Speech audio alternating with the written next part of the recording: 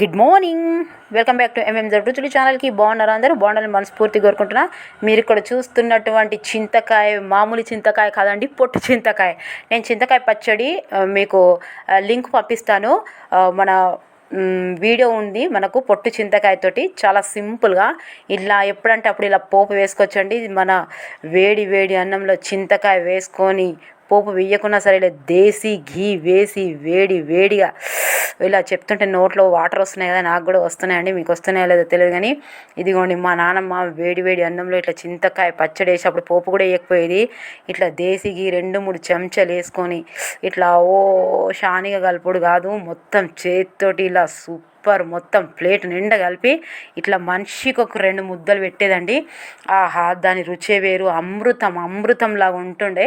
ఇప్పుడు కూడా ఉంటుంది కానీ ఇట్లా కలిపి పెట్టి మీకు ఇంకా మామూలుగా చూపిస్తున్నా కానీ అట్లా కలిపితే దాని టేస్ట్ రాదండి. మొత్తం ఇట్లా సూపర్గా కలపాలి, అట్లా ఉంటే బాగుంటుంది చింతకాయ పచ్చడి. సో మీకు నేను లింక్ కూడా ఇస్తాను. ఇదిగోండి, మనము పొట్టు చింతకాయ ఇలా బాటిల్లో వేసుకున్నాము. ఇక అవి టేస్ట్ చూసి అందరూ వెయ్యి అంటే ఆయనతో వేసి తినమంటే అయిపోయింది. ఇంకొక 2 సార్లు ఇలా చేసేస్తే అయిపోతుంది. ఇదిగోండి, పొట్టుతోటి వేసాం కాబట్టి ఇదిగోండి కచ్చా పచ్చగా ఉంటుంది మంచిగా. ఇది 1 ఇయర్ వరకు ఉంటుంది. ఇప్పుడు మనం వేసి కూడా సీజన్లో వేసాం కాబట్టి ఇదిగోండి ఇప్పుడు ఎంత బాగుందో చూసారా. అంతే, సీసాలో నుంచి ఇలా తీసేసుకోవాలి.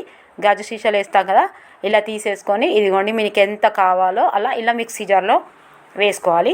తర్వాత ఉప్పు కరెక్ట్గానే ఉంటుందండి. తర్వాత వెల్లుల్లి రెబ్బలు వేయాలి మీకు నచ్చినట్టు. ఉప్పు ఏం వేయొద్దండి, ఎందుకంటే ఉప్పు తక్కువైతే మన పచ్చడి ఖరాబ్ అయిపోతుంది కాబట్టి మనం ఫస్టే అన్నీ రెడీ అయి ఉంటాయి. అంతే, మనం మిక్సీ జార్లో ఇలా ఇప్పుడు వీడియోలో చూపించే విధంగా మిక్సీ జార్లో వేయాలి. వెల్లుల్లి రెబ్బలు వేయాలి అంతే. పోపు వేసుకోకపోవడం మీకు నచ్చితే చేసుకోండి. కొంచెం ఆయిల్ బాగుంటేనే బాగుంటుంది పచ్చళ్ళు కదా, అంటే మనం రైస్లో కలిపినప్పుడు జారుడుగా ఉంటుంది అన్నట్టు.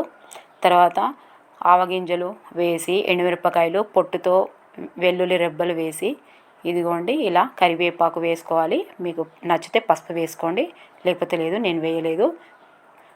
ఇలా సింపుల్గా పోపు వేసుకుంటే చూసారా, ఒక్క రోజు కష్టపడితే, ఒక 2 గంటలు కష్టపడితే ఇలా సంవత్సరం మొత్తం ఎప్పుడు మనకు తినాలనిపించిన, ఎప్పుడు కర్రీసు వెజ్ నాన్ వెజ్ తిని బోర్ వస్తుందండి. ఎప్పుడో ఒకసారి ఇలా మా మమ్మీ మా నాన్నమ్మ చింతకాయ పచ్చడి నూరు అనగానే ఎంత అవసరం ఉంటుందో అంతే నూరి ఇలా పోపు వేస్తే సూపర్గా తింటారు. మొత్తం కడుపు నిండా అన్నం తింటారండి, అంత టేస్టీగా ఉంటుంది. ఒక్కసారి ట్రై చేయండి. మీ లింక్లో ఇస్తానండి నేను పొట్టు చింతకాయ పచ్చడి. సో మన దగ్గర పెద్ద వీడియో ఉంది, లాంగ్ వీడియో, ఒక్కసారి చూడండి. పొట్టుతోటే వేసిందండి అది, అందుకే ఎన్నిసార్లు చెప్తున్నానంటే చాలా ఈజీ మెథడ్లో వేసాను నేను చింతకాయ పచ్చడి. ఇప్పుడు మనం సీజన్లో వేసాను. ఇప్పుడు చూడండి, ఇప్పుడు ఎన్ని నెలలు అవుతుందో, ఎంత బాగుందో. సంవత్సరం మొత్తం ఉంటుంది. ఒక్క 2 గంటలు మనవి కావు అనుకుంటే లైఫ్ ఒక 1 ఇయర్ వరకు ఇలా సూపర్గా చేసుకోవచ్చండి. నచ్చితే మాత్రం లైక్ చేయండి, సబ్స్క్రైబ్ చేయండి, షేర్ చేయండి. మీ బంధుమిత్రులకు షేర్ చేస్తే తెలియని వాళ్ళకి తెలుస్తుంది. చాలామంది అనుకుంటారు కదా పొట్టుతో చింతకాయ పచ్చడి ఎలా ఉంటుందో అని. చాలా బాగుంటుంది. ఇదిగోండి చూసండి, ఇట్లా మెల్లమెల్ల కలిపితే ఇక దానికి నా ప్రాణం ఆగుతలేదు. ఇక మంచిగా ఇట్లా గడ్డలు కలిపి ఇక తినాల్సిందే. ఇక నిజంగా బిర్యానీ కూడా దాని ముందు పనికిరాదు, అంత బాగుంటుంది. నచ్చిందా మీకు? మీరు చింతకాయ పచ్చడి ఎలా చేస్తారో కామెంట్ బాక్స్లో కామెంట్ చేసి రాయండి తప్పకుండా. ఈ వీడియో మీకు నచ్చిందా లేదా అని కూడా రాయండి. ఓకే, మీరు తప్పకుండా షేర్ చేయండి, మీరు లైక్ చేయండి. దయచేసి లైక్ చేస్తే ఇంకా చాలామందికి రీచ్ అవుతుందండి. ఓకేనా?